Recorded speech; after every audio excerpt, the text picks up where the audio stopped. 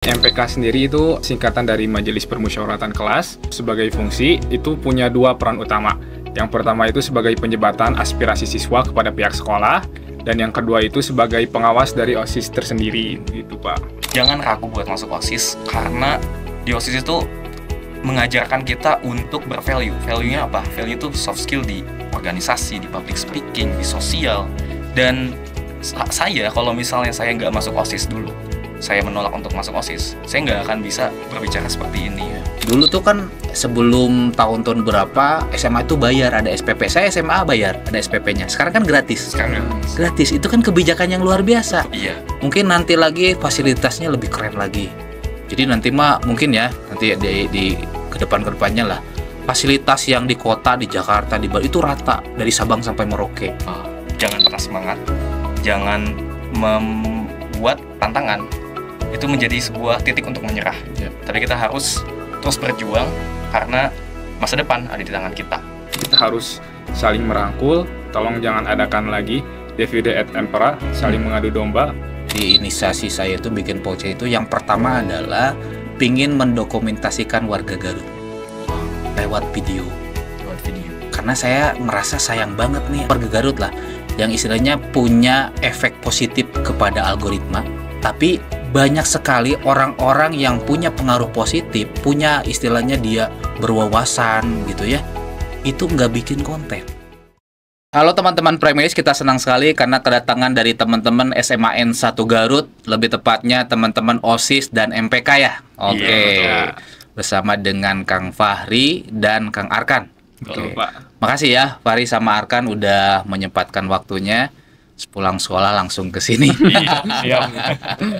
Oke, apa kabar nih Fahri sama Arkan hari ini? Oke, alhamdulillah, walaupun memang capek sih, penuh jadwal, cuman tetap harus semangat lah sebagai pelajar. Ya, betul. Kata Kang Fahri, alhamdulillah baik, lagi sibuk-sibuknya aja belajar persiapan TKA, tapi dapat undangan dari Primary English, kita senang banget bisa main ke sini gitu, berkunjung gitu, Pak. Betul, Pak. Oke. Nah, mungkin ini ada teman-teman yang sedang menonton, mungkin belum kenal lebih dekat ya. Boleh dikasih tahu dulu Fahri kelas berapa, jurusan apa, dan Arkan juga ya. Dan lagi sibuk apa, boleh deh, silakan. Oke, halo teman-teman, perkenalkan nama saya Muhammad Fahri Pratama Hartaman. Saya dari salah satu siswa SMA Negeri 1 Garut, tepatnya kelas 12-1, sekarang menjabat sebagai Ketua OSIS SMA Negeri 1 Garut. Oke. Teman-teman, perkenalkan, nama saya Arkan Labi Fadur Rahman, sama seperti Kang Fahri, saya siswa SMA Negeri 1 Garut, tepatnya pada kelas 12-2, dan saya di sini menjabat sebagai Ketua MPK. Oke, jadi ini ketua MPK dan ketua OSIS-nya. Oke. Bergandengan tangan untuk memajukan SMAN 1 Garut ya. Oke, Tentu siap. saja, Pak. Pertanyaan pertama saya itu gini. Apa yang memutuskan atau yang menyemangati kalian masuk ke SMAN 1 Garut? Itu dulu deh. Oke, yang memutuskan saya untuk masuk SMA Negeri 1 Garut itu salah satunya dari faktor turunan. Keluarga saya tuh banyak lulusan dari SMA Negeri 1 Garut, dan mereka ya alhamdulillah sekarang mendapatkan profesi yang layak, sukses gitu di masa depannya. Dan banyak juga informasi mungkin secara verbal bahwa SMA Negeri 1 Garut itu punya akreditasi yang baik, unggul dalam mata pelajarannya dan juga dalam non-akademiknya juga, seperti itu.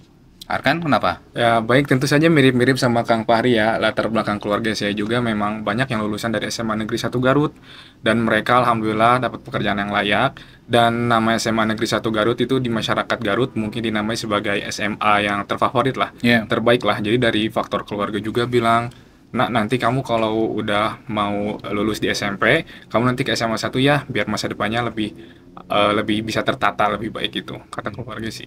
Oke.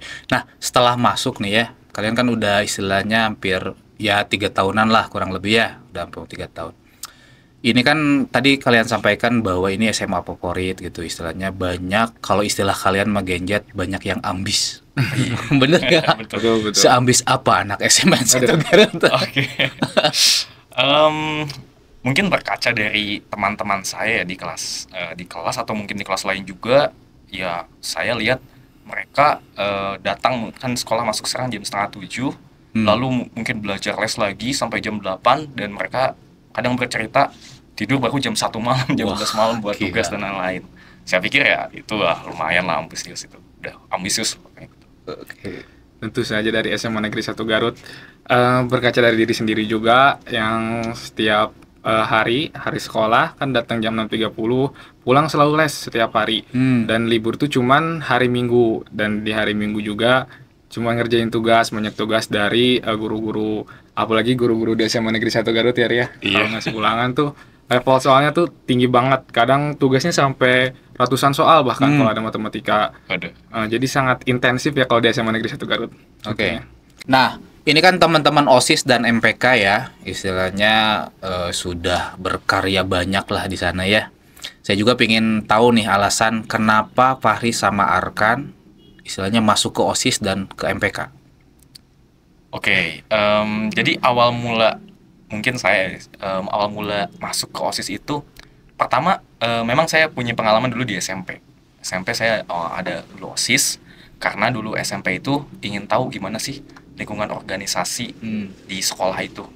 Namun ketika SMA saya pikir udah aja dulu, daripada saya capek-capek OSIS saya mending fokus pembelajaran. Tapi karena lingkungan mendorong saya dulu tuh, karena kelas saya kelas 10 lumayan sportif, pada salah satu temannya sendiri, saya merasa terdorong, teman-teman kelas saya juga pada ikutan untuk masuk OSIS, saya juga jadi ikutan karena mereka mendukung bahwa Fahri ikutan aja OSIS karena kamu punya potensi nih kan. Akhirnya saya terdorong lah untuk masuk OSIS. Oke. Kalau Arkan ceritanya gimana? Kalau saya sendiri ceritanya cukup lucu ya. Soal dari SMP, dari pengalaman sebelumnya belum pernah masuk organisasi apapun. Dan saya penasaran waktu masuk SMA tuh ada OSIS sama MPK kan, yang dua organisasi besarnya di sekolah. Terus saya penasaran waktu open recruitment-nya MPK. Dari MPK tuh kan sendiri bertugasnya tiap hari Senin. Jadi orang yang serem-serem lah di MPK tuh sebenarnya. Oh, dulu Jadi tanggapannya gitu. Iya, kayak serem, wah keren banget. Dan ternyata waktu open recruitment juga MPK tuh cuman ngambil 15 orang, lebih eksklusif begitu. Dari satu angkatan tuh. Iya, dari satu angkatan. Jadi saya nyobain deh, lah, ini kenapa bisa 15 orang? Apa susahnya sih masuk MPK? Akhirnya saya nyobain, daftar, segala macam, alhamdulillah keterima, tiba-tiba aja gitu. Padahal dari track record sebelumnya saya belum punya pengalaman apapun, dan mungkin emang gara-gara cocok aja kali ya. Jadi alhamdulillah keterima masuk MPK gitu. Jadi kalian itu sekarang kan kelas 12. Satu angkatan berapa siswanya? 484 ya. Kelasnya ada 12 ya. Kira-kira nih, apa yang istilahnya bisa dijadikan tips? Barangkali ada teman-teman yang masih ragu masuk ke OSIS atau ke MPK. Oke, jadi menurut aku jangan ragu buat masuk OSIS, karena di OSIS itu mengajarkan kita untuk bervalue. Value-nya apa? Value itu soft skill di organisasi, di public speaking, di sosial. Dan saya kalau misalnya saya nggak masuk OSIS dulu, saya menolak untuk masuk OSIS, saya nggak akan bisa berbicara seperti ini. Nggak bisa bersosial kepada teman-teman lebih baik gitu. Jadi menurut saya patut dicoba lah gitu untuk rekrutmen OSIS. MPK gimana? Setuju sama Kang Fahri ya, dari menurut saya buat anak-anak SMA yang belum atau masih ragu ada keinginan buat masuk ke organisasi, mending dicoba dulu aja karena emang organisasi itu bisa jadi wadah kalian buat berkembang lebih jauh lagi. Kata Kang Fahri juga, kayaknya saya juga gak mungkin ada di sini nih kalau nggak mau nyobain gitu, gak ada rasa keberanian buat mencoba, karena di organisasi ini tuh bukan cuman sebatas main-main doang, bukan sebatas ngobrol sama diskusi, tapi kita juga ada proyeksi dan ada kegiatan yang kami lakukan demi bisa jadi bermanfaat buat siswa lainnya gitu.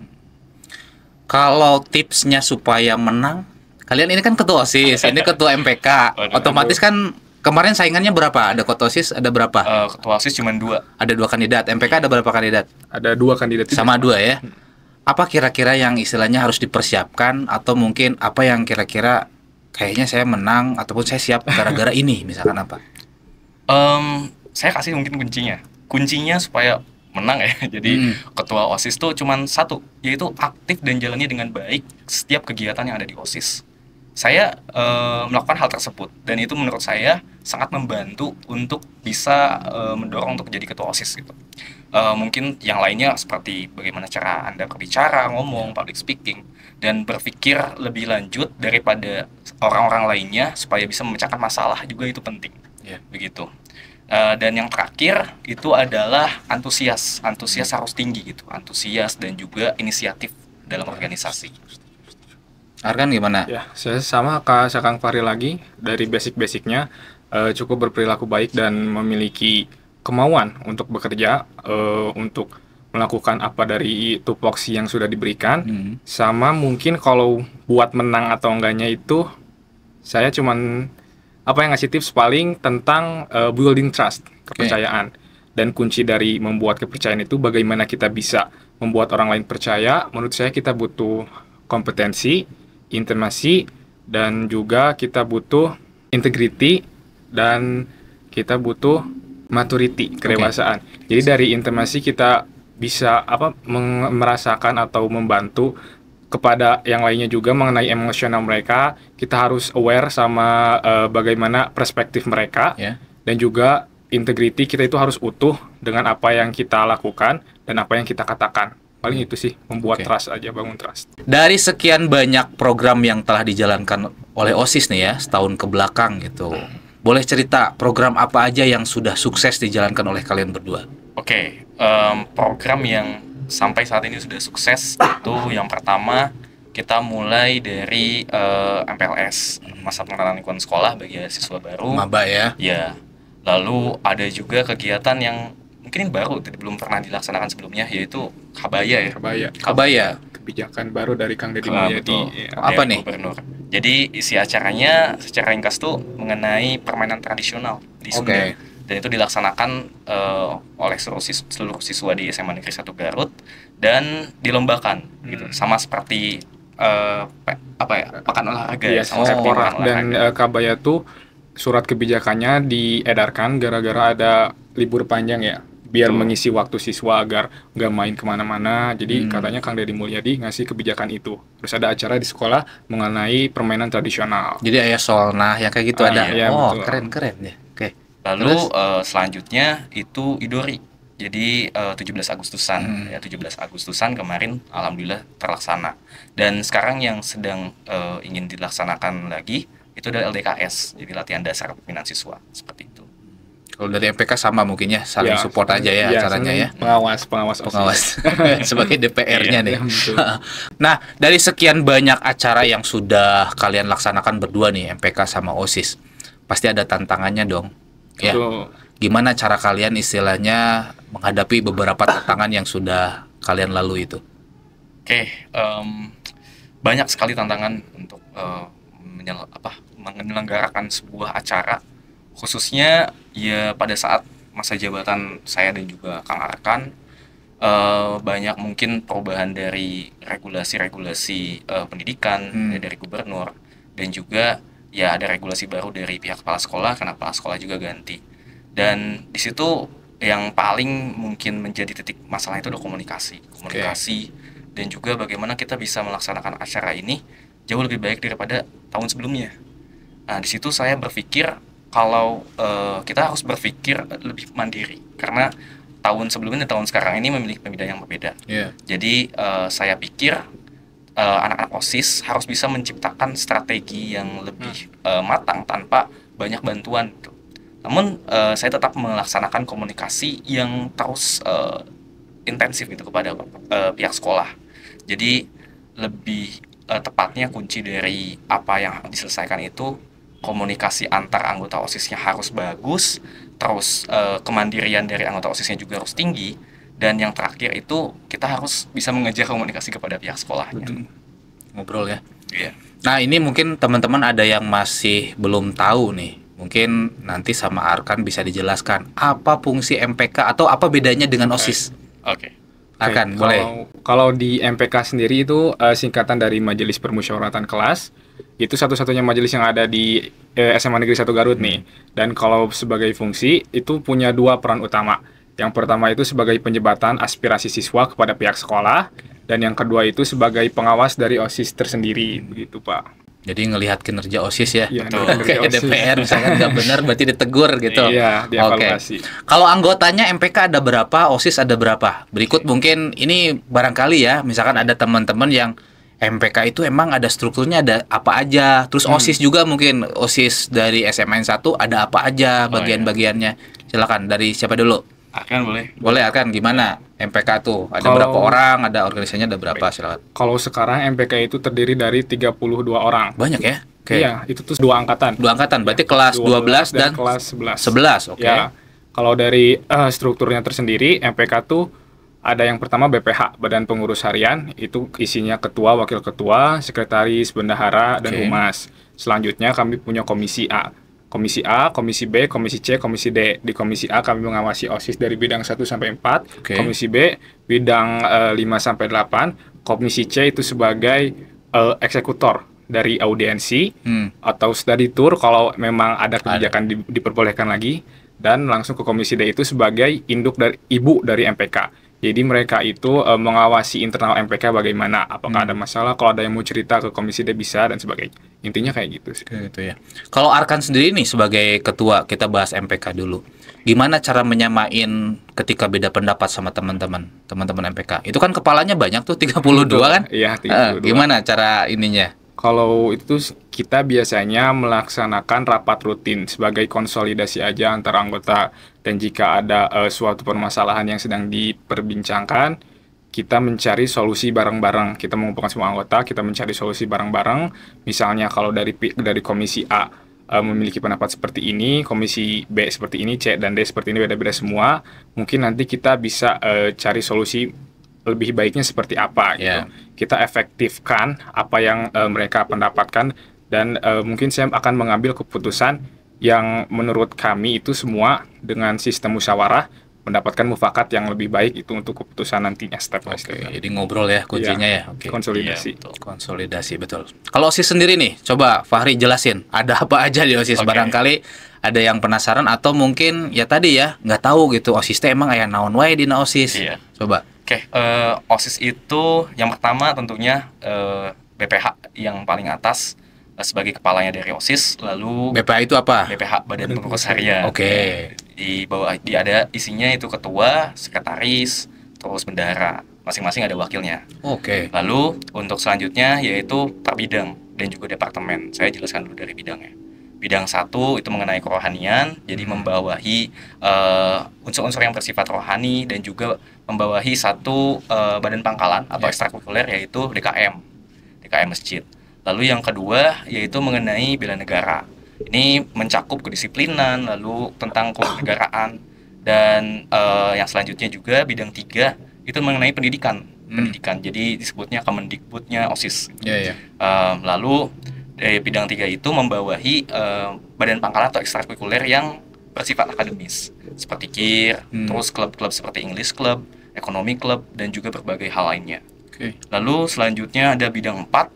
Di sini mengenai ibundanya OSIS. Itu kalau disebutnya ibundanya OSIS karena di sini mencakup curhatan. Jadi sebagai orang yang bertugas untuk menerima curhatan dari OSIS, terus menerima keluh kesah dari anggota OSIS, dan juga bagaimana bisa memberikan feedback yang baik pada para pengurus OSIS gitu. Lalu ada juga bidang 5. Di sini bidang 5 saya sebut sebagai saya dan juga mungkin angkatan sebelumnya disebut sebagai tangan kanannya BPH. Karena bidang 5 ini bersifat mereka membantu BPH dalam menangani beberapa masalah seperti musyawarah khusus OSIS dan juga MPK, dan juga mungkin badan pangkalan. Lalu mengadakan musyawarah tahunan, juga ada kontribusi dari bidang 5. Lalu selanjutnya di bidang 6. Bidang 6 ini merupakan kewirausahaan. Jadi isinya kewirausahaan, mempelajari banyak hal tentang ekonomi, keuangan di OSIS, namun dengan cara bagaimana mereka bisa menghidupkan finansial di OSIS. Mereka biasanya bertugas untuk berjualan, berdagang gitu, tapi memiliki strategi-strategi yang khusus dari mereka. Lalu bidang 7 itu mengenai olahraga dan juga kesehatan jasmani. Jadi membawahi badan pangkalan atau ekstrakurikuler yang bersifatnya olahraga gitu. Lalu bidang yang terakhir, bidang 8 mengenai kesenian. Ini membawahi juga badan pangkalan ekstrakurikuler yang bersifat kesenian. Dan ada 2 departemen yang dimana departemen ini membangun organisasi. Jadi sifatnya dia tidak membawahi badan pangkalan ekstrakurikuler, tapi membangun organisasi supaya lebih baik. Ada dua. Yang pertama itu Departemen Inventaris. Oke. Ini menjaga seluruh mungkin barang, aset atau fasilitas yang ada pada OSIS di SMA 1. Lalu yang kedua ada Departemen Humas. Humas ini mungkin sebagai jalur komunikasi antara pihak luar, atau bisa juga jalur komunikasi antara BPH kepada anggota OSIS, semua anggota OSIS begitu. Lalu bisa juga mungkin sebagai pihak dokumentasi umum untuk OSIS SMA 1 gitu. Jadi total OSIS ada berapa Jadi angkatan Fahri? total OSIS itu ada 64 orang. Wah, lumayan. Jadi Iya. hampir setengahnya ya. Iya, Berarti ada 64 kepala. 64 kepala. 64 kepala di OSIS dan 32 di MPK. MPK. Nah, kalau misalkan ini kan kalian sibuk ya. Tadi kita ngobrol di belakang bahwa ya kegiatannya super sibuk lah. Bahkan minggu juga ada ngerjain tugas kayak gitu. Itu gimana cara kalian membagi antara organisasi dengan sekolah? Iya. Biar nggak ketinggalan tuh nilai-nilai atau tugas-tugas. Oke, jadi ketinggalan nilai itu mungkin tidak bisa kita tidak bisa kita hindari lah gitu, Slay. Pasti ada rasa seperti itu. Tapi yang bisa kita lakukan itu mencegah supaya hal tersebut tidak berkelanjutan untuk terjadi gitu. Kalau dari saya sendiri, saya biasanya mengatur jadwal. Misalnya saya ada hari les atau hari sibuk, misalnya Selasa, Kamis, dan juga misalnya Jumat. Maka di hari-hari lain tersebut saya bisa melakukan diskusi kepada anggota OSIS yang free gitu. Lalu juga kadang Sabtu itu sekitar Sabtu sore atau Sabtu malam saya melaksanakan kembali gitu kegiatan apa yang harus dikerjakan oleh OSIS, apa yang harus dilaksanakan oleh BPH, seperti itu. Kalau akan gimana? Sama kebetulan saya di setiap minggu kan full ada les. Jadi nyolong-nyolong waktu aja, kalau sempat ada waktu break, saya chat BPH gitu, Badan Pengurus Harian wakil saya, kalau ada problem, coba coba check in dong yang komisi ini kayak gimana. Dan kita tuh ada rapat rutin di setiap hari Rabu dan Jumat. Nah, Rabu tuh malam-malam di MPK tuh rapat rutinnya secara Google Meet online. Oh, Paling kita evaluasi rutinnya di sana, dan kalau ada problem juga bisa dibicarakan di rapat rutin tersebut. Dan kalau sampingannya, kalau hari Minggu saya ngecek gimana jadwal program kerja di MPK, udah terlaksana atau belum. Kalau belum, saya coba delegasikan lagi kepada pihak ketua komisinya, dan juga saya coba di pengecekan triwulannya MPK ini kayak gimana kondisinya. menarik ya. Enaknya jadi ketua itu kita bisa ngatur waktunya ya. Jadi gini, karena saya juga ngalamin. Saya juga ketua kelas lah waktu SMA. Kalau OSIS saya nggak masuk. Ketua kelas waktu SMA, dan kalau kuliah mungkin ya kayak KM-nya lagi ya, kayak ketua kelasnya lah selama satu angkatan gitu. Itu kan enaknya itu gimana kita ya, dalam artian ya tetap bertanggung jawab, tapi kosongnya kita gitu, misalkan di mana yang lain ngikut gitu. Enaknya gitu kan sebagai ketua tuh. Tuh makanya nih teman-teman jangan ragu, jadilah ketua. Biar bebas nentuin waktu gitu ya, tapi tetap bertanggung jawab. Oke, nah selanjutnya nih, tadi kan disebutkan bahwa OSIS dan MPK, tadi OSIS menaungi beberapa eskul. Ini mungkin ada teman-teman SMP yang penasaran nih, ya. Oke. Mau lanjut ke SMA 1, eskulnya ada apa aja? Oke. Wah, kalau disebutin banyak Banyak kan ya banget, tadi, oke. variasi lah gitu. Tapi mungkin saya jelaskan juga ya beberapa yang mungkin dibilang ekskulnya aktif, terus juga mungkin besar. Yang pertama itu ada Paskibra, tentu Paskibra. Ya, SMP ada, SMA ada, Pasus ya disebutnya. Pasus. Kemarin tuh ada ini, Kiara Maharani. Oh ya, Oh, Kirana betul. Mahani. Itu kita ini, pernah Pak. podcast sama kita juga. Wah. Kiara itu di awal-awal primary podcast itu sama Kiara. Sekarang kan udah Akmil ya, bahkan kemarin utusan keluar juga dia. Ya, oke, lanjut. Jadi ada Paskibra ya. Iya, Oke, lanjut. Paskibra. Terus lanjut ada DKM. Mungkin ini untuk yang mau rohani gitu. Lalu mau bersifat agama gitu, mau mempelajari agama lebih dalam. Lalu selanjutnya ada PMR atau disebutnya Junos sebagai tim medisnya Semansa lah. Gitu. Medis Mas. Lalu selain itu ada KIR ya, kelompok ilmiah remaja yang sifatnya sains, mempelajari tentang fenomena alam.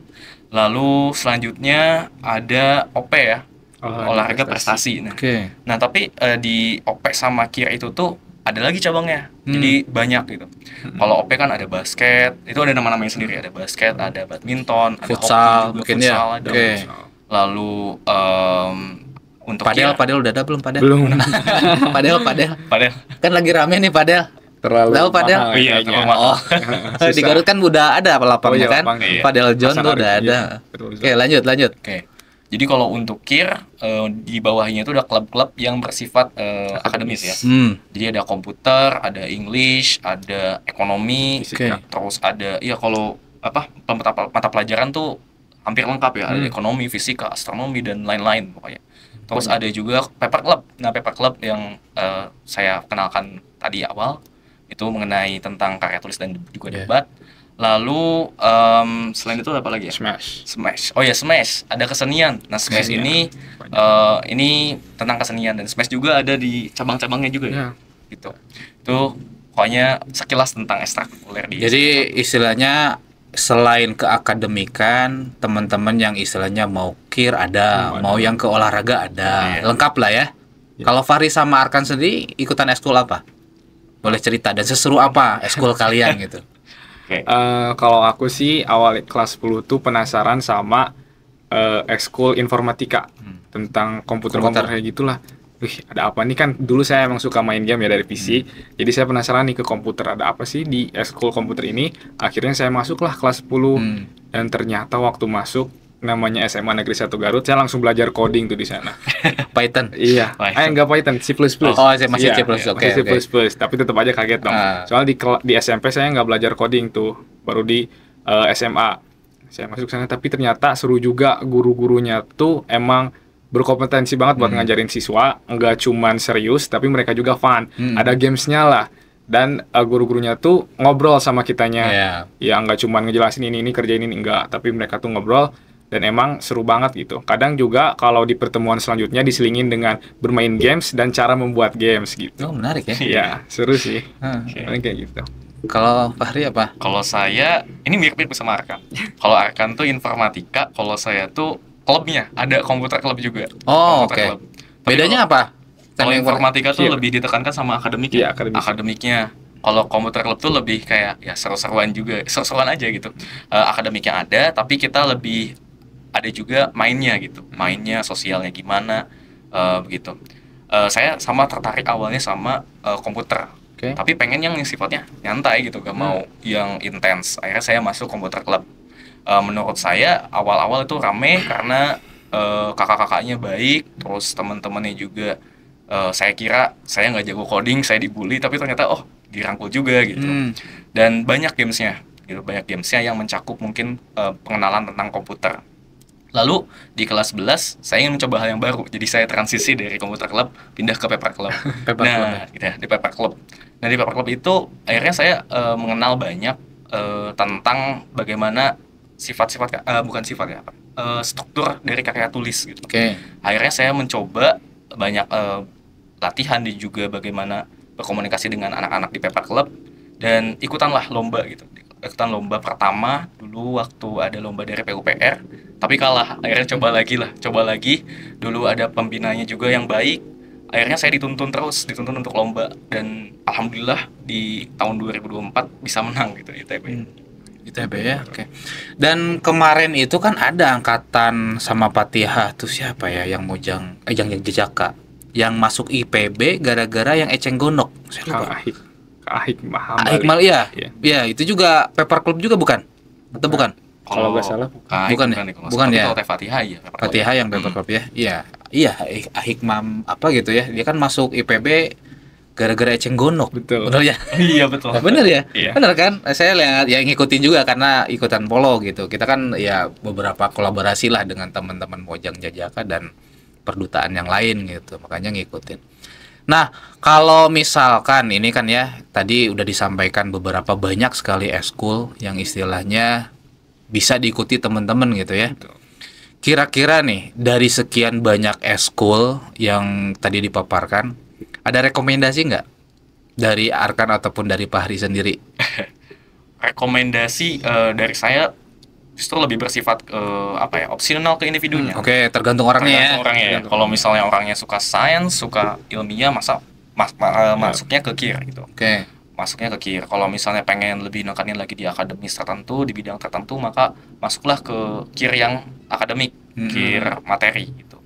Lalu kalau misalnya olahraga ya di OP, terus kalau misalnya mau mempelajari ilmu-ilmu kesehatan ke PMR, rohani ke DKM, dan tentu ke bidang-bidang lainnya seperti OP olahraga, terus MES kesenian gitu sih. Tapi kalau dilihat dari segi kuantitas, kebanyakan anggotanya dari apa? OP ya. Kuantitas OP ya. Olahraga prestasi olahraga. banyak. Ini Olahraga itu olahraga. paling banyak ya. Iya banyak Oh, suka olahraga. Berarti basket, futsal, Iya, hoki, basket. tadi Hoki ada ya. Itu ada. paling banyak ya. Tuh. Tuh. Emang ya harus seimbang sih ya. Jadi biar gerak juga kan di dalam jiwa yang di dalam badan yang sehat terdapat jiwa yang sehat juga. Betul banget. Betul kan bahasanya itu. Oke. Nah, selanjutnya nih, mungkin tadi kita udah dengerin beberapa program dari OSIS. Ada program yang akan sedang kalian siapkan nggak ke depannya apalagi? Iya, ada. Untuk sekarang ini LDKS yang kita siapkan. Apa tuh? LDKS itu latihan dasar pembinaan siswa. Jadi nanti teruntuk anak kelas 10 ya, kelas 10, kelas 11 ya. Kelas 10, kelas Kelas 11. 10, kelas 11 nanti kita sajikan acara yang mirip dengan acara seremonial, tapi tentu saja bermanfaat gitu, untuk kepemimpinan mereka dan juga pemahaman mereka tentang sosial, public speaking, dan juga banyak hal lain lah, leadership ya. Ini oke, Lalu- biasanya berapa hari nih acaranya LKS? Acaranya LDKS Dua 2 2 hari. Berarti itu kayak seminar lagi atau gimana bentuknya? Iya. Iya, Oke, Kita mirip dengan mencoba kayak seminar. seminar, tapi mungkin ada beberapa inovasi lainnya ya. Iya, Nanti tunggu aja. Oke, jadi nanti mungkin bisa dilihat di Instagramnya ya. Apa Instagramnya? Belum disebutin nih. Oke, dari OSIS dulu. Kalau OSIS, OSIS Merdeka ya 91. Iya. Ya, Oke. OSIS Dari Merdeka MPK 91. juga MPK 91. Jadi update-nya mungkin ada di sana ya. Iya, betul. Tadi disebutin kalian itu senang ke bagian-bagian komputer ya. Ya istilahnya resep ngulik komputer lah gitu ya. Emang sejauh mana kalian sudah mempelajari komputer? Udah bisa hack wifi belum? Waduh. Enggak, gini kan sekarang tuh saya yakin bahwa teman-teman yang suka komputer, saya juga suka komputer by the way. Iya. Bahkan setelah lulus itu saya buka ini selain kursus komputer, reparasi komputer. Saya nekat. Dan itu Keren. karena saya orang lesnya di lembur, ini cerita aja. Jadi banyak loh zaman-zaman itu ya. Saya itu lulus kuliah tuh 2010. Udah lahir belum? Udah, Oh udah, 2000 Ya. berapa kalian lahir? 2008. Oh, berarti baru 2 2 tahun. Udah tahun. 2 tahun kalian lahir, saya udah bikin servis komputer lah di rumah tuh ya, Wih. sederhana. Tapi kan zaman dulu itu istilahnya komputer tuh masih banyak yang tabu. Iya. Ya maksudnya ketika error sedikit pun pusing. Banyak loh. Dulu tuh jadi ya paling nanyain teh ini kenapa jadi lama channel laptopnya, ya mungkin karena banyak virus gitu kan. Dulu tuh banyak banget virus itu kan, ngehang gitu. Paling banter itu harus diinstal ulang, atau paling banter dia minta dipindahin nih cenah ada file yang penting gitu di hard disknya kan nggak bisa masuk Windows. Nah saya penasaran karena saya juga tertarik dengan hal-hal teknologi lah terutama gitu ya. Tapi kalau servis komputer udah saya nggak lanjutin sih gara-gara kesibukan lah gitu ya. Terus ya karena udah punya anak sih intinya mah udah waktu terbang. Dulu mah gini saya kalau misalkan ada yang ini ya, karena sekarang dulu itu belum ada ChatGPT. Kan Iya, sekarang mah betul, bisa nanya, tinggal difotoin ini masalahnya apa, ketemu. Iya. Dulu mah enggak, saya masuk ke artikel, ke forum-forum luar negeri gitu. YouTube juga dulu kan belum segencar sekarang. Jadi ketika ada misalkan di komputer error nih ya, saya tuh sampai gadang jam 12, jam 1 nyari masuk ke forum-forum baca gitu. Cobain satu-satu. Saking serunya itu saya.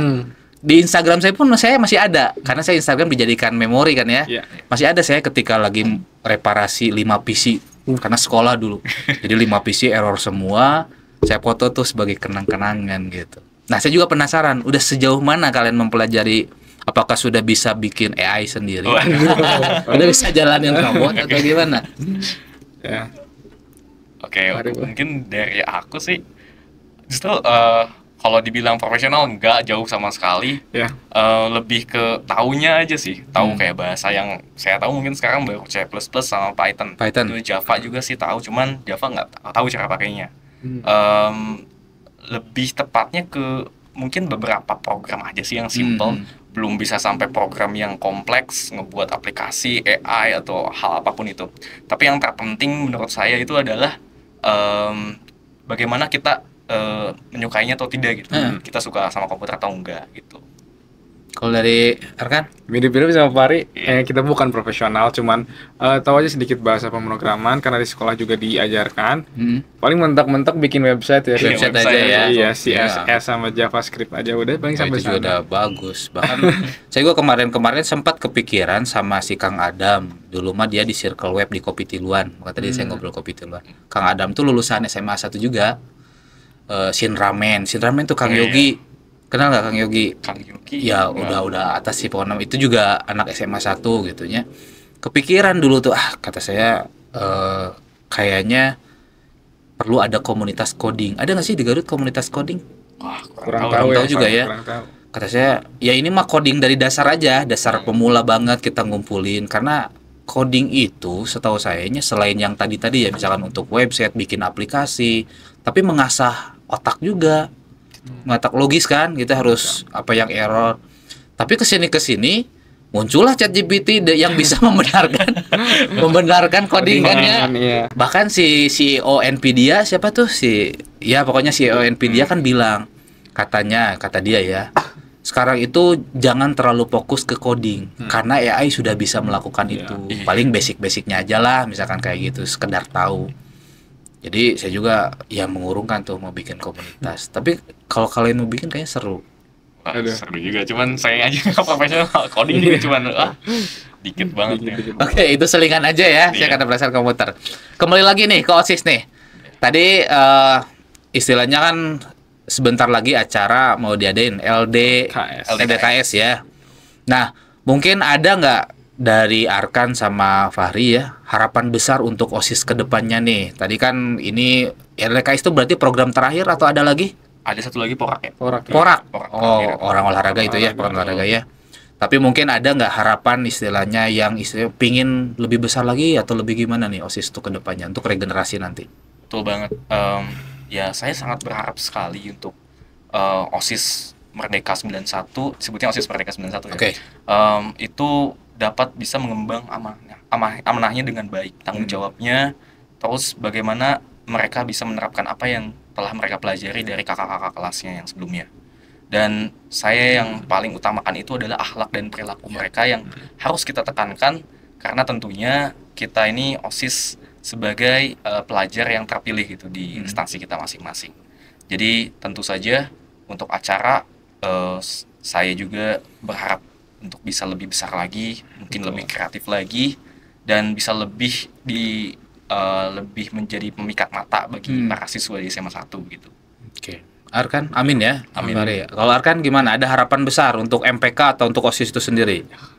Terlebih untuk organisasi di SMA Negeri 1 Garut, saya harap bisa tetap menjaga integritas, kembali lagi Pak Awal, integritas dan kepercayaannya. Tentu kedisiplinan tolong dijaga lagi di SMA Negeri 1 Garut. Semoga dari pihak OSIS maupun MPK bisa menjaga apa yang telah diamanatkan, dan juga semoga bisa tetap inklusif, bisa tetap saling merangkul, dan juga OSIS MPK bisa saling kolaboratif untuk menciptakan acara yang lebih luar biasa lagi. Amin. Semua doa terbaik buat kalian. Oke, amin ya.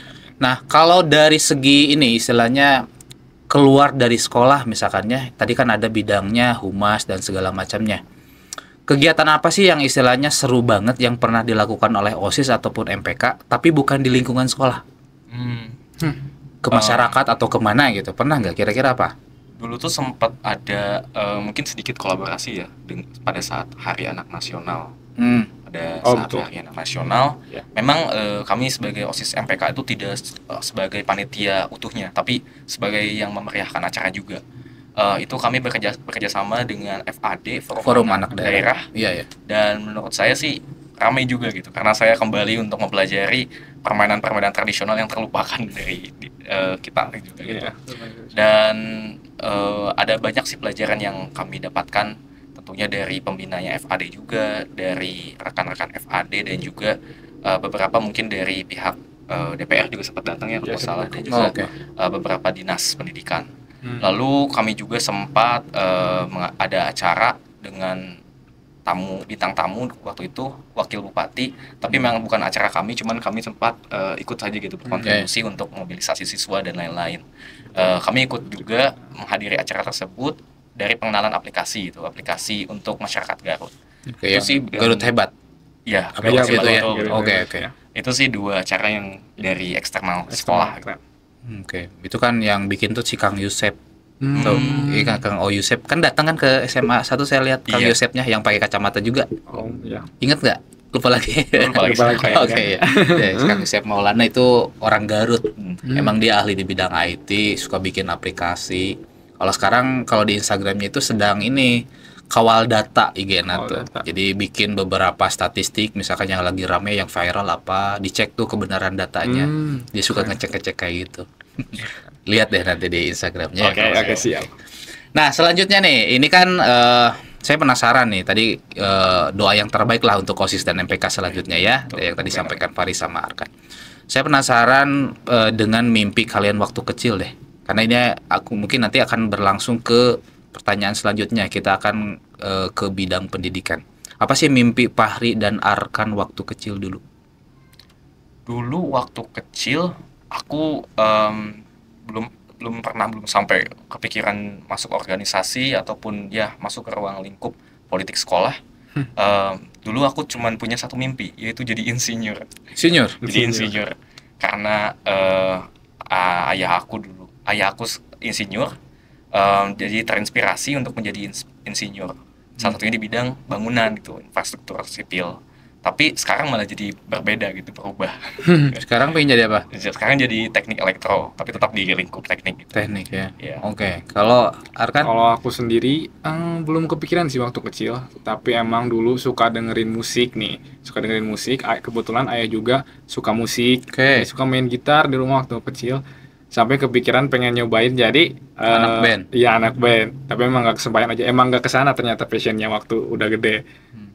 Iringan waktu kesini ke SD, ternyata saya lebih suka ke komunikasi dan informatika, matematika lah. Ya, oke. Saya udah dikenalin dengan komputer dari kecil gitu. Jadi sekarang emang pengen masuk ke ranah komputasi. Komunikasi yang tadi ya. Makanya tadi kita ngobrol di belakang pingin ngambil jurusan itu ya. Iya. Oke, oke. Nah, tadi ada disebutin musik ya. Emang musik apa yang kalian dengarkan saat ini?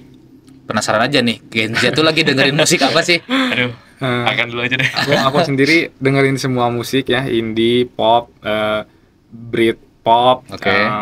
metal juga dengerin kan, Oke. semuanya aja deh aku dengerin. Tiga deh. Tiga boleh band, boleh judul lagu apa yang lagi seneng didengerin atau yang lagi seneng. seneng didengerin 3 band deh. Aku Boleh. lagi suka dengerin Oasis paling. Oasis ya? Oasis Ini tentu kok- aja Oasis. Oasis itu muncul sebelum kamu lahir jauh ya. Oke. Oasis, oke. Kebetulan suka-suka lagu klasik sih, Oke. lagu klasik. Oasis, terus Guns N' Roses. Maaf lagunya Gak apa-apa. repot ya. Itu iya jauh banget, saya juga belum lahir. Oke, lanjut. Mungkin satu lagi rada kontroversial, tapi saya suka slang. Slang, oke. Iya. Kenapa kontroversial? Kan itu slang ada di mana-mana. Ya, slang ada di mana, slang ada di mana-mana. Tapi kan dari lirik lagunya, judul lagunya Oke. mungkin enggak oke buat anak remaja gitu. Kayaknya butuh 16 plus deh buat lagu slang. Oke, iya. Karena betul. mungkin yang tahu lagu-lagu slang sedikit nyeleneh. Iya, nyeleneh. betul. Apalagi yang dulu-dulu. yang dulu betul. Nyeleneh, Pak. Fahri, kalau Fahri apa lagu lagi dengerin apa? Duh, kalau saya sih mungkin selera musiknya jauh berbeda gitu. Karena orang-orang bilang selera musik kamu jelek. Ya, buat musik yang saya suka tuh lebih ke pop sih. Pop. Ada artis baru sih, ini baru banget, David Kushner dari luar negeri. Lagu yang saya paling favoritin tuh Daylight. Oke. Sempat viral juga. Lalu mungkin saya suka juga For Revenge, ya For Revenge. For Revenge, Iya. yang Indonesia ya? Oke, Indonesia. tahu. Udah sih 2 itu doang paling. Oke, jadi yang paling sering denger itu ya? Iya. Oke. Kalau misalkan lagu yang agak keras nih, ya, itu kan biasanya teman-teman Gen Z itu mutar lagu yang keras supaya nambah semangat biasanya ya. Apa kira-kira yang pernah kalian putar? DJ. DJ ya? Oke, DJ. Oke, DJ. Kalau Arkan? Aku Avenged Sevenfold. Sevenfold ya? Oke. Ya, BMTH. Bring Me The Horizon, oke. Ya, terus Dead Squad? Death Squad enggak. Oh, My Chemical Romance. Oh, Chemical Romance, oke. Dan Blur. Wah, banyak lah Banyak yang lah, ya. metal ya. Tapi kalian ngerasa nggak sih kalau ngobrolin musik nih ya, kebanyakan itu lagu-lagu yang lama ya, yang tadi tuh judul-judulnya kan itu angkatan-angkatan lama, yang baru-barunya nggak kedengeran gitu. Apa saking banyaknya gitu ya? Iya. Mungkin begitu Mungkin sih. ya. Tuh kan kalau dulu mah nih ya saya cerita. Saya dengerin lagu itu dulu tuh lewat VCD atau lewat kaset. Kaset. Kaset. Kaset lah gitunya. Kalau kaset kan itu ketika kita mau diputer kudu dipijit dulu. Iya. Tuh. Ya. Jarang lagu ada campuran kompilasi itu jarang. Jadi kita tuh dengerin satu album. Jadi misalkan saya waktu SMA dengerinnya Padi satu album aja, Dewa satu album, Cell on Seven satu album aja gitu ya. Gak bisa dicampur, paling ya nonton di MTV paling kalau pingin istilahnya sama video klipnya. Oke, saya penasaran tadi tentang mimpi ya. Karena saya pengen nanya tuh kayak gini. Kalian kan udah sekolah hampir taruhlah 12 tahun dari SD, SMP, SMA. Kalau sama TK mungkin kurang lebih 13 atau 14. Kira-kira ada masukan nggak untuk pendidikan Indonesia lebih baik lagi ke depannya? Oke. Akan dulu, Fahri dulu.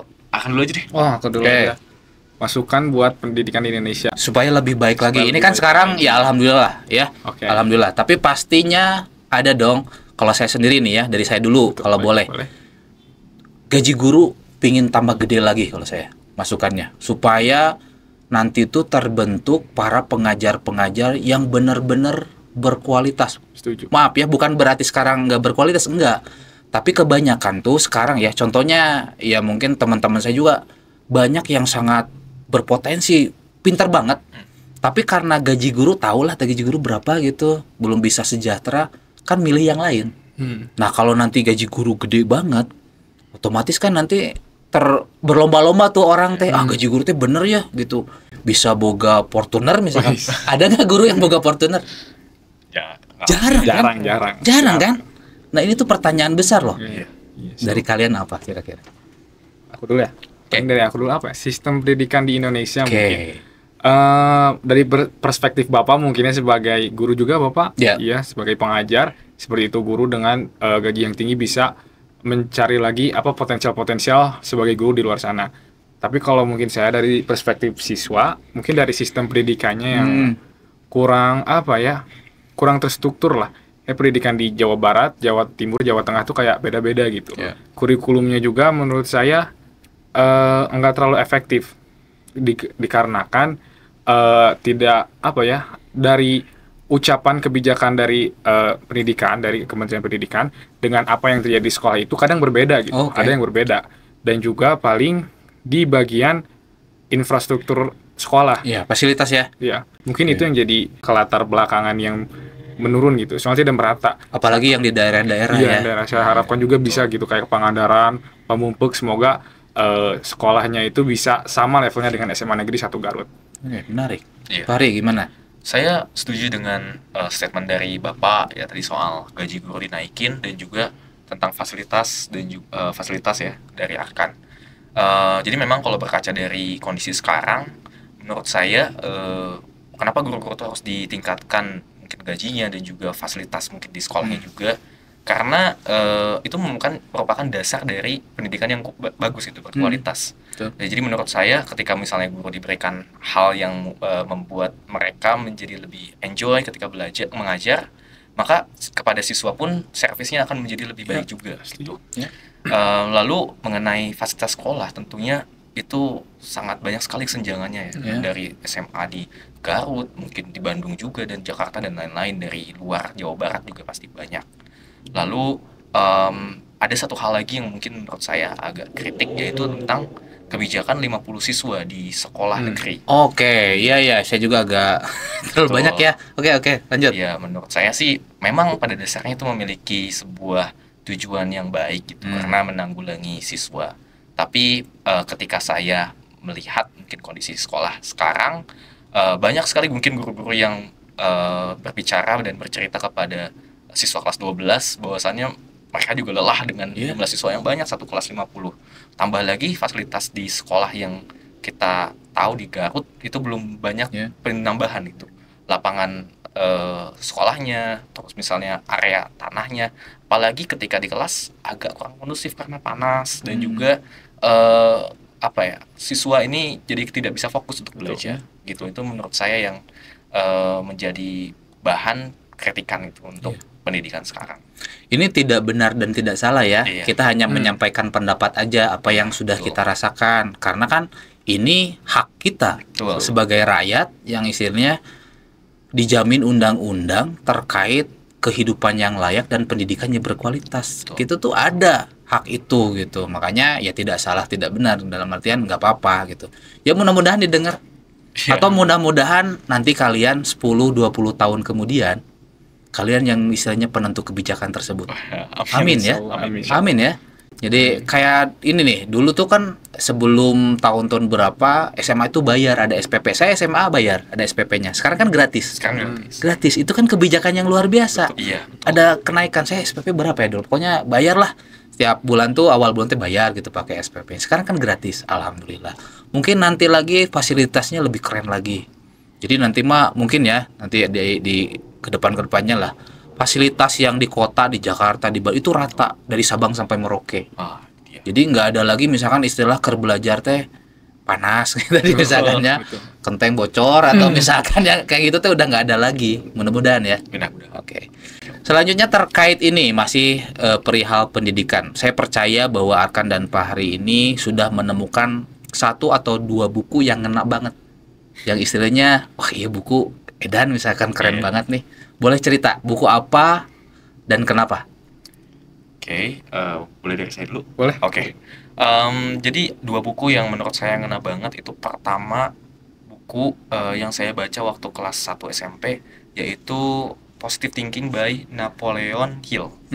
Jadi pada saat itu pas banget pada saat saya merasa pesimis. Pertama kali masuk SMP, saya merasa pesimis dengan kemampuan saya dalam belajar, kemampuan saya dalam olahraga, sehingga saya pergi ke toko buku untuk mencari buku yang bisa saya baca. Salah satunya itu dia, Napoleon Hill tentang positive thinking. Di sana bukunya mengajarkan kita untuk bisa memandang dunia bahwa seolah-olah tidak memiliki hal yang membebani kita. Iya. Jadi kita harus bisa berpikir positif bahwa kita bisa menjalani hal tersebut dengan baik. Lalu yang satu lagi bukunya itu mengenai Atomic Habits. Mungkin ini Iya. sangat umum ya gitu, Yes, clear. terkenal. Dan sampai sekarang saya masih baca ngulang lagi karena rame, seru gitu. Kita belajar dari hal yang terkecil yang perlu dibenahi untuk bisa memberikan efek atau dampak yang lebih besar, tapi secara konsisten begitu. Menarik. James Clear, tadi ya Atomic Habit dan Positive Thinking. Iya. Arkan apa? Kebetulan saya juga baca dari Atomic Habit ya, kayak sama kayak yang Fahri itu buku bagus banget. Tapi menurut saya sekarang baru baca ada 2 buku yang kena banget. Yang pertama mungkin ada buku siapa ya penulisnya, tapi judulnya itu Berani untuk Tidak Disukai. Oke. Saya lupa penulisnya siapa. Oke. Itu buku menjelaskan tentang bagaimana kita itu menjadi diri sendiri gitu.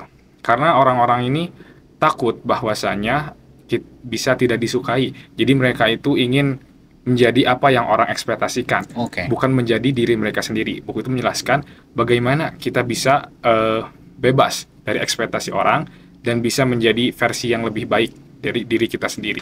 Mungkin buku yang kedua yang sedikit kontroversial lagi, buku yang kedua mungkin Madilog dari Tan Malaka. Itu kalau sekarang sih udah nggak kontroversial. Kalau Udah dulu nggak ya? udah Iya, nggak. Sekarang mah sekarang. udah banyak yang baca sih. Iya. Oke.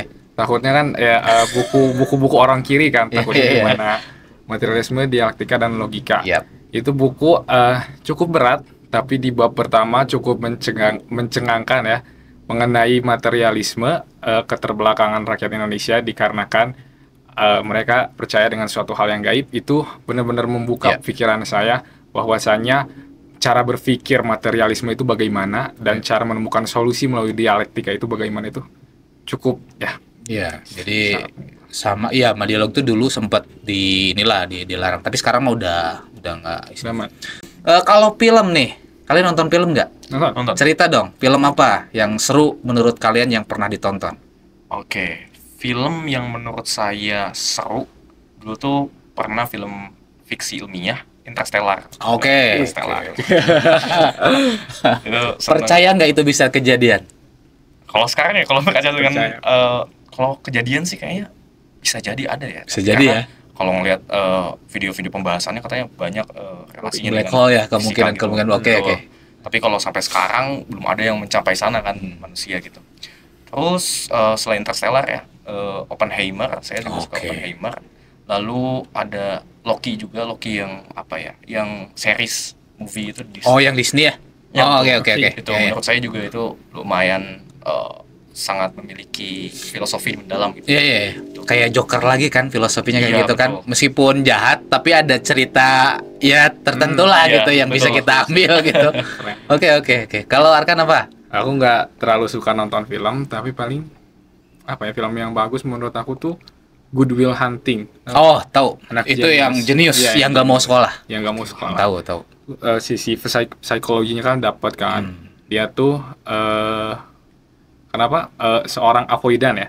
Dia tuh takut akan masalah, terlalu overthinking lah akan sesuatu, tapi akhirnya ketemu psikolog yang membantu dia bisa berubah gitu. Jadi, Gurunya. ya gurunya. Ketemu guru. Hmm. Yang ngerjain yang adegan awal-awal itu ngerjain soal Iya. matematika kan, Dibuat lagi matematika itu kan. Iya. Terus ketika ada debat di bar kalau nggak salah, masih ingat nggak? Iya, Ya, ingat. ya. Ya. Itu juga salah satu film favorit saya, Good Will Hunting. Tentang sama sih, itu tentang integritas juga sih sebenarnya ada di situ. Cuman ya mungkin gejolak kaula muda gitu deh. Kalau muda. Oke, selanjutnya nih. Ada mungkin slogan yang sering kita dengar di Genjet, yaitu generasi emas 2045. Seoptimis apa Arkan dan Fahri melihat Indonesia nanti? Oke, ratangnya berapa nih Pak? Dipersenin atau Persen. misalnya gimana nih?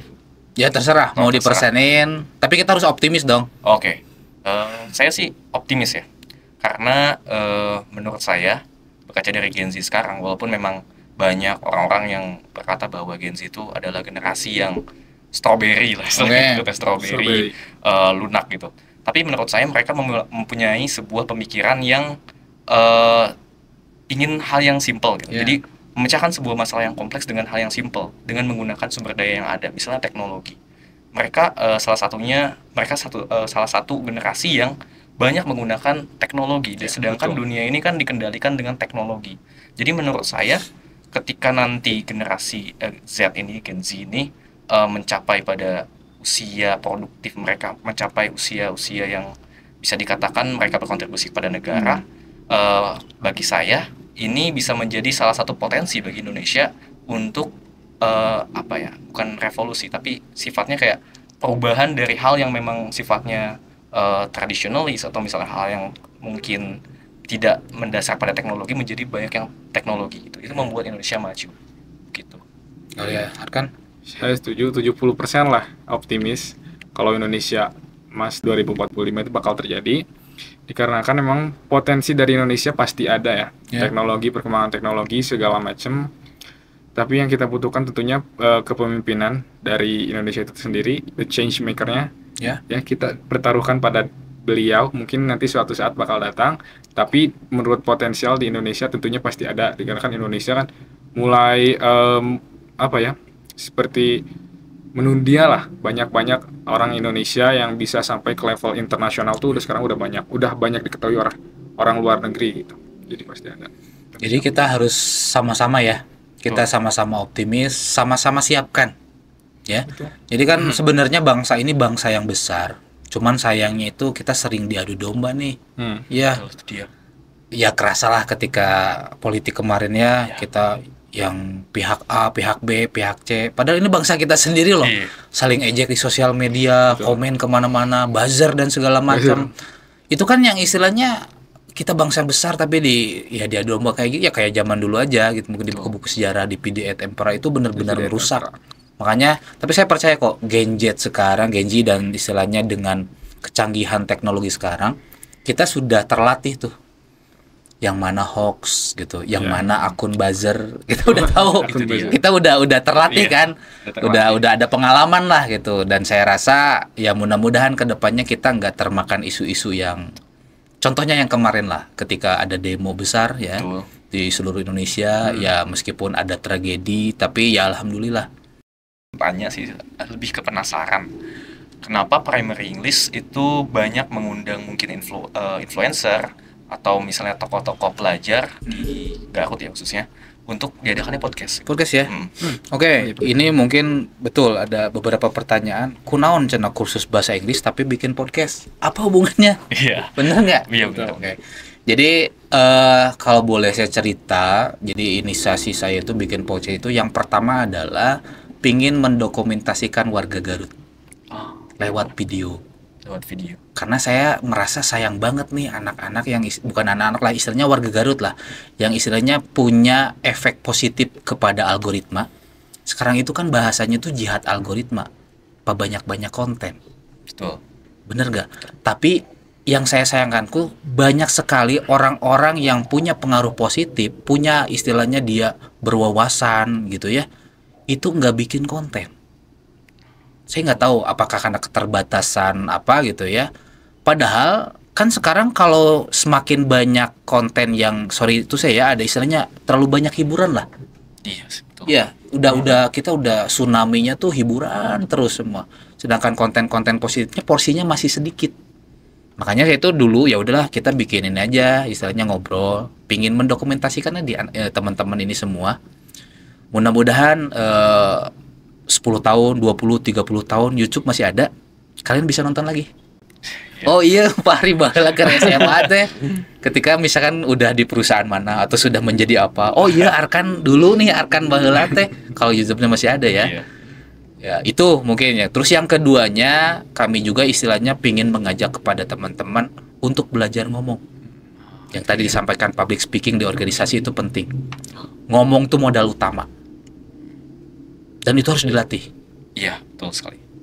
Nggak bisa, misalkan Soekarno ya, yang istilahnya bapak negara, bapak inilah. Itu kan lihat deh, kalau kalian bisa lihat bukan khotbahnya ya, ketika bersuara di mimbar itu kan luar biasa. Orang luar negeri juga sampai wah tepuk tangan gitu sampai. Betul. Itu harus dilatih. Modal, ngomong tuh modal. Gitu ya. Bagaimana mungkin nanti kalau di dunia kerja negosiasi, bagaimana ketika wawancara dengan HRD. Kalau kalian cowok bagaimana cara merayu calon mertua. Bener gak?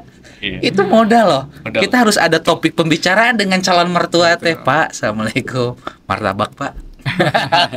Kan gitu kan? Martabak di pengkolan. Itu tuh kalau nggak ada, kalau kitanya nervous mah gagal. Iya. Makanya kita ya udah ini istilahnya jadi wadah lah untuk latihan. Kumaha carana kalian mengucapkan apa yang dalam sini nih. Tuh. Masih banyak orang, saya yakin masih banyak orang di pikirannya A, di ucapannya B. Iya. Nggak nyambung. Betul. Benar-benar. Ya, itu dalam konteks apapun ya, misalkan apakah ngobrol dengan orang tua, kan nih di isu kalian di Genjet, fatherless. Salah satu, kenapa fatherless? Nggak ngobrol. Coba kalau ngobrol anak sama ayah. Iya.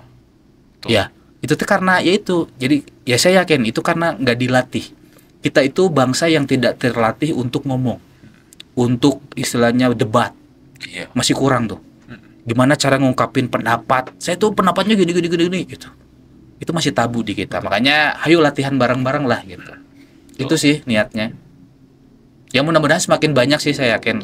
Kalian juga bikinlah podcast. Ada nggak SMA satu podcastnya? Belum kesini. Bikin. Saya ada ide bikin Ide. podcast cuman Bikin. ya terkait fasilitas sih. Sebenarnya ini saya udah bilang kepada teman-teman OSIS yang lain juga. Mungkin sekarang saya sampaikan juga ke Pari sama Arkan. Barangkali ada teman-teman OSIS yang mau pakai ruangan ini silahkan. Tinggal kita atur jadwalnya. Kalian aja yang ngobrol di sini. Saya jadi operator. Waduh. Silakan. Bener. Saya ke duta, ke teman-teman komunitas. Ya istilahnya supaya ada latihan lah. Gitu. Nanti iya kita silakan aja. Selama jadwalnya nggak bentrok, kenapa nggak pakai ini? Gitu. Ya sebagai untuk latihan. Siap. Oke, ada lagi kalau dari Arkan? Apa ya? Aku tuh sempet kemarin mikirnya disuruh buat 2 pertanyaan nih. Yang terlintas di kepala pertama kali itu, gimana sih Bapak nanti ngenilai kita, bukan nilai kita, ngenilai organisasi di SMA Negeri 1 Garut. Kan tadi udah kita ngomongin organisasi banyak, proker segala macam, fasilitas segala macam. Menurut Bapak tersendiri bagaimana Pak? Capek saya dengar. Tapi gini, no pain no gain. Ya, No pain no gain. Tuh. Bener. oke. Nggak ada istilahnya yang seneng-seneng terus nanti sukses, atau yang seneng-seneng nanti istilahnya mungkin ada sih, Mungkin ada ya, cuman kasusnya mungkin 1 berbanding berapa miliar. Ya. Jadi saya ketika ngedengar cerita kalian ya ingat zaman-zaman dulu juga ketika SMA waktu kampus, ya samalah dalam hati juga saya bilang saya ngerasain itu juga sama gitu. Tapi percaya istilahnya dengan kesusahan kalian itu nggak sia-sia lah. Ya contohnya tadi, misalkan kalian bisa, kan saya nanya tadi, gimana cara kalian menyamakan pendapat ketika ini saya misalkan orang saya pingin ini, yang ini pingin B, yang ini pingin C. Belum mungkin dengan kesibukan kalian lagi moody, ngatur emosi kalian kan, lagi capek-capeknya si ieu renteng ya kumaha itu kan berharga di masyarakat. Betul. Bakalan kepake. Itu kehidupannya tuh kayak gitu. Jadi hal-hal yang sifatnya praktik itu akan lebih banyak kepake dibanding teori. Betul. Percaya deh. Percaya. Kalian bikin acara kumaha neangan sponsor, itu kepake banget. Ya, kumaha misalkan ya ngadesain konsep acara, meyakinkan ke pihak sekolah, ini Pak pasti lancar. Meyakinkan nggak akan kurang dana, meyakinkan ke orang tua, itu teh mahal. Betul. Ya, jadi tadi sih no pain no gain, pasti ada hasilnya. Siap. Pertanyaan terakhir nih untuk Fahri sama Arkan nih. Kira-kira nih ada saran nggak atau mungkin ada hal yang mau disampaikan kepada teman-teman yang sedang menyaksikan saat ini sekaligus closing statement dari Fahri sama Arkan. Oke, mau Arkan dulu? Boleh Fahri dulu aja. Oke. Jadi teman-teman semua, mungkin saya akan memberikan sedikit pesan ya dari apa yang podcast ini yang telah dilalui oleh kami berdua, Arkan dan juga saya. Bagi saya, khususnya para pelajar Gen Z sekarang ini, jangan patah semangat, jangan membuat sebuah hal yang beban, sebuah hal yang menjadi itu tantangan, itu menjadi sebuah titik untuk menyerah. Ya. Tapi kita harus terus berjuang karena masa depan ada di tangan kita. Begitu. Oke, Arkan. Saya setuju dengan Fahri akan adanya badai di Indonesia yang terjadi saat ini. Tidak hanya di Indonesia, di seluruh dunia. Jangan menjadikan itu suatu problematika yang besar. Kita harus berani untuk menghadapinya. Kita harus punya solusi. Kita harus saling merangkul. Tolong jangan adakan lagi divide et impera, saling mengadu domba.